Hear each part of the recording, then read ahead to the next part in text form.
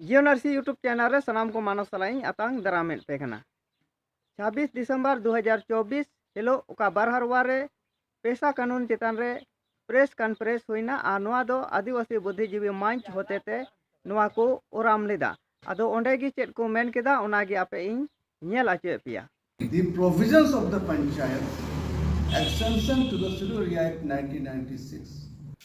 तो ये पंचायतों के प्रोविजंस का एक्सटेंशन है, 23 प्रोविजंस का एक्सटेंशन है, जिससे हमारी जल जंगल भाषा संस्कृति ट्राइबल सपना DMFT SPTS CMT तमाम चीज़ों की रक्षा हो, हमारा परंपरा संरक्षण व्यवस्था भी बचा रहेगा।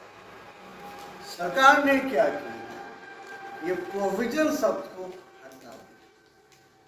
इसका मतलब सिंपली पंचायत राज का विस्तार अनुसूचित क्षेत्रों पर हो गया। पहले सरकार प्रोविजंस को हटा दी, अभी सरकार 1996 को हटा दी।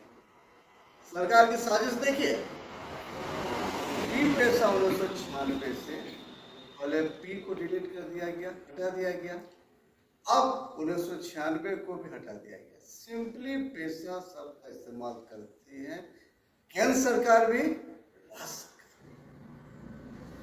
हमें ऐसा लगता है कि सरकार ग्रामीण आदिवासी के पास शायद उतना ज्ञान नहीं है, या उनको यह भी लगता है कि हमारे जनप्रतिनिधि मंत्री के पास भी उतनी जागरूकता नहीं है।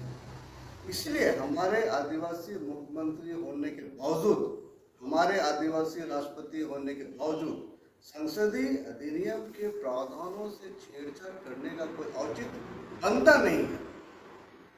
माननीय केंद्र सरकार और माननीय राज्य सरकार हम अनुसूचित क्षेत्र में निवास करने वाले अनुसूचित जनजाति एवं अन्य निवासियों के अधिकारों को खत्म करना चाहती है, ताकि यहाँ हमारी जमीन को लूट सके, हमारे जंगल को लूट सके, खनिज संपदा को लूट सकते, TTSP का फंड लूट सके, DMFT का फंड लूट सके।